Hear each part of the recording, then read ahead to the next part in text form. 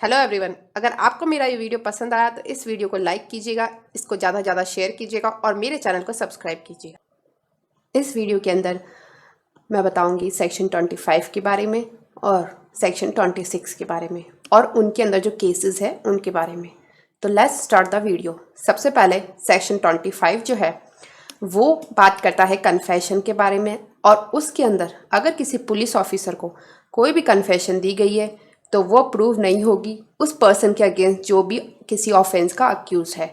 तो उस पर्टिकुलर उस पर्सन के अगेंस्ट जो अक्यूज़ है किसी ऑफेंस का, तो उसने अगर कोई कन्फेशन किसी पुलिस ऑफिसर को दे दी तो वो प्रूव नहीं की जाएगी उस कन्फेशन को। उस कन्फेशन को किसी भी तरीके से उसको जो सह सुई करती है उसे साबित नहीं किया जाएगा। और वो क्यों साबित नहीं किया जाएगा? क्योंकि उसने जो सह सुई करती है, जो कन्फेशन है, वो पुलिस ऑफिसर को दी है। इसलिए पुलिस ऑफिसर को कोई भी अगर कन्फेशन दी जाती है तो उसको प्रूव नहीं किया जाएगा और वो उस पर्सन के अगेंस्ट जो अक्यूज़ है उस ऑफेंस का। तो सेक्शन 25 जो है वो ये बात करता है इसके बारे में, और इसके अंदर दो केसेस बता रखे हैं। सबसे पहले जो केस है वो है state of Gujarat versus Anirudh Singh का। और इस केस के अंदर ये कहा गया था कि जो रिजर्व पुलिस ऑफिसर है वो क्या था, वो अपनी ड्यूटी पर था उस समय जब वो फ्लैग होस्टिंग हो रही थी इंडिपेंडेंस डे के समय। और जब वो फंक्शन ख़त्म हुआ, एंड ऑफ द फंक्शन के टाइम पर जो डिसीज था उसको क्या हुआ, वो was done to death by shooting. उसकी डेथ हो गई शूटिंग की वजह से। उस जो डिसीज था वो क्या हुआ, उसकी डेथ हो गई और वो शूटिंग की वजह से उसकी डेथ हो गई थी। और ये फैक्ट थे कि उसको उस समय ड्यूटी पर होना चाहिए था जब तक कि है ना वो इवनिंग नहीं हो जाती, और जब तक वो DOSP जो थे वो आ नहीं जाते तब तक उस पर्टिकुलर उस पर्सन को वहाँ पर रहना था ड्यूटी पर। और उसको स्टार्टेड इन्वेस्टिगेशन करनी थी उसको, और देयर आफ्टर उसको वहाँ से उस प्लेस को लेफ्ट करना था। तो वो सफिशिएंट नहीं है कि उसको एक तरीके से इन्वेस्टिगेटिंग ऑफिसर के तौर पर उस पर्सन को टर्म करने के लिए, क्योंकि वो पुलिस ऑफिसर नहीं है और वो विटनेस है उस पर्टिकुलर जो ओकरेंस है उसका। तो यहाँ पर ये बात की गई थी कि वो जो पर्टिकुलर पर्सन है वो विटनेस है एक तरीके से, और उसको यहाँ पर पुलिस ऑफिसर नहीं माना जाएगा। और एक सीनियर जो रिजर्व पुलिस ऑफिसर है, जो ऑफिसर है RPF का, उसको अपॉइंट किया गया रिजर्व पुलिस फोर्स एक्ट के अंदर।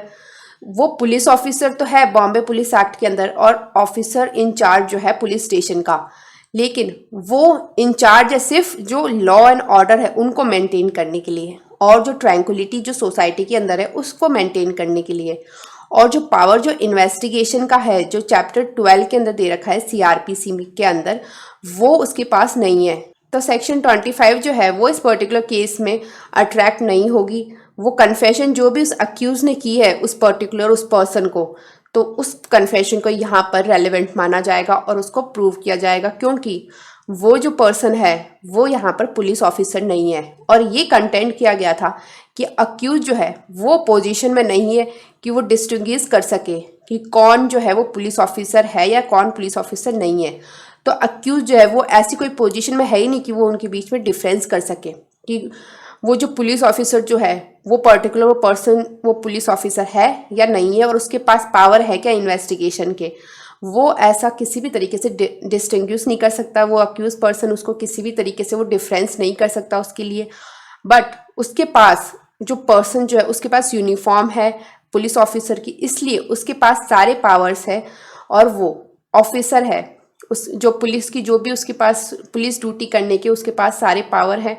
वो रिक्वायर्ड है कि उसे ट्रीट किया जाए पुलिस ऑफिसर के तौर पर। और सेक्शन 25 के अंदर एविडेंस एक्ट के सुप्रीम कोर्ट ने ये कहा कि ये जो आर्ग्यूमेंट जो है वो प्राइमा फेसी अट्रैक्टिव तो है, डीपर जो प्रूव है उसके अंदर।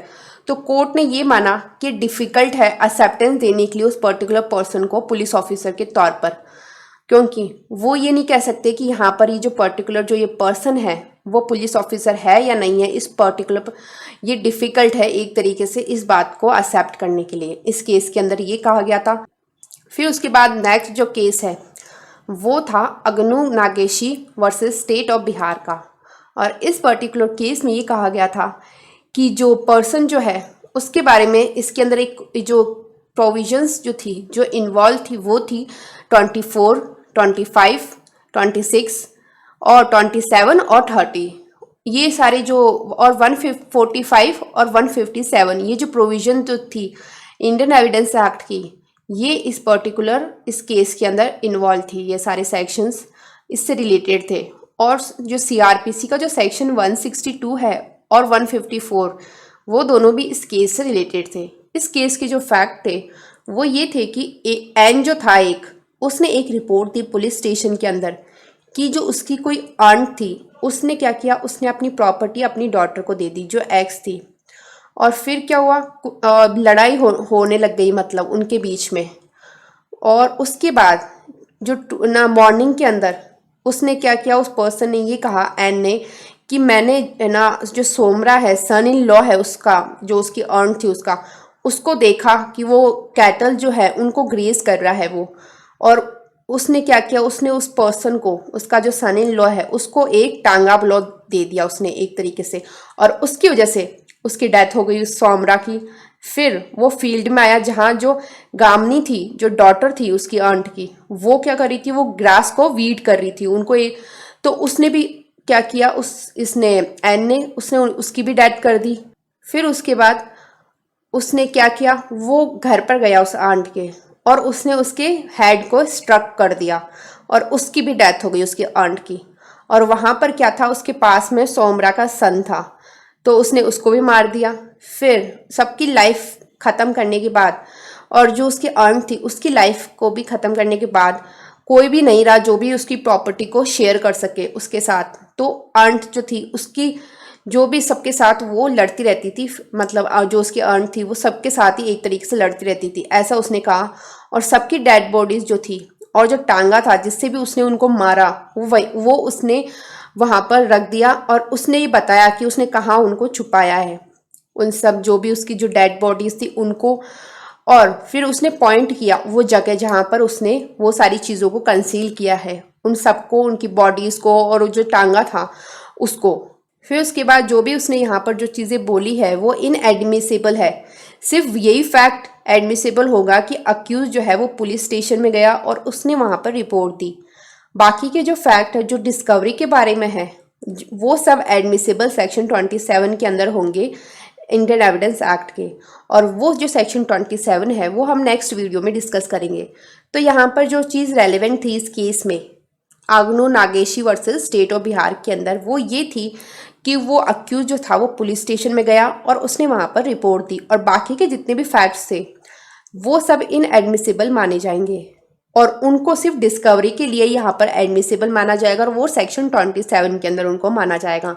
इस पर्टिकुलर केस के अंदर यही बात की गई थी। फिर उसके बाद जो नेक्स्ट सेक्शन है वो है सेक्शन 26। सेक्शन 26 बात करता है कि अगर कोई कन्फेशन कोई पर्सन करता है और वो कस्टडी में करता है किसी पुलिस ऑफिसर के, तो वो प्रूव नहीं की जाएगी उस पर्सन के अगेंस्ट। मगर अगर वो कन्फेशन उसने क्या किया, वो इमीडिएट प्रेजेंस में किया है उस मजिस्ट्रेट के, तो फिर अगर कोई कन्फेशन वो करता है तो वो प्रूव की जा सकती है उस पर्सन के अगेंस्ट। अगर वो मजिस्ट्रेट के सामने कर रहा है, उसके प्रेजेंस में कर रहा है, उस समय मजिस्ट्रेट वहाँ पर है, तो उस केस में वो कन्फेशन उसकी प्रूव की जा सकती है। वरना अगर कोई भी कन्फेशन अगर कोई पर्सन किसी पुलिस ऑफिसर के सामने उसकी कस्टडी में करता है तो फिर उसको यहाँ पर प्रूव नहीं किया जाएगा सेक्शन 26 के अंदर। और इस चीज़ को यहाँ पर यही बात की गई थी कि इस पर्टिकुलर कन्फेशन जो है वो कन्फेशन किसी भी तरीके से प्रूव नहीं की जाएगी। जो सेक्शन 25 है उसके अंदर तो सिर्फ पुलिस के सामने बता रखी है और यहाँ पर बता रखा है कि अगर पुलिस की कस्टडी में कोई कन्फेशन करता है तो वो भी यहाँ पर उसको प्रूव नहीं किया जाएगा। और इसलिए नहीं माना जाएगा क्योंकि पुलिस ऑफिसर को हम लोग एक तरीके से मानते हैं कि पुलिस जो है वो टॉर्चर देकर या किसी भी तरीके से उसको डरा धमका कर उस पर्सन से कोई भी कन्फेशन ले सकती है। तो इसलिए यहाँ पर अगर कोई कस्टडी में पुलिस ऑफिसर के कोई कन्फेशन कोई करता है या फिर कोई उसके सामने पुलिस ऑफिसर के करता है तो उस कन्फेशन को प्रूव नहीं किया जाता। क्योंकि ये ज़रूरी नहीं है कि उस पर्सन ने वो जानबूझकर या उसने ना अपनी मर्जी से वो कन्फेशन किए, ये ज़रूरी नहीं है। ये भी कह सकते हैं कि पुलिस ने उसको डराया धमकाया, किसी भी तरीके से कोई 3rd डिग्री टॉर्चर किया और उस वजह से उसने वहाँ पर ये कन्फेशन की है। तो इसलिए हम यहाँ पर सेफ साइड के अंदर इस चीज़ को कह सकते हैं कि यहाँ पर अगर कोई कन्फेशन पुलिस ऑफिसर के सामने या उसकी कस्टडी में दी गई है तो उसे प्रूव नहीं किया जाएगा उस पर्सन के अगेंस्ट। लेकिन मजिस्ट्रेट के केस में ये चीज़ डिफरेंट है।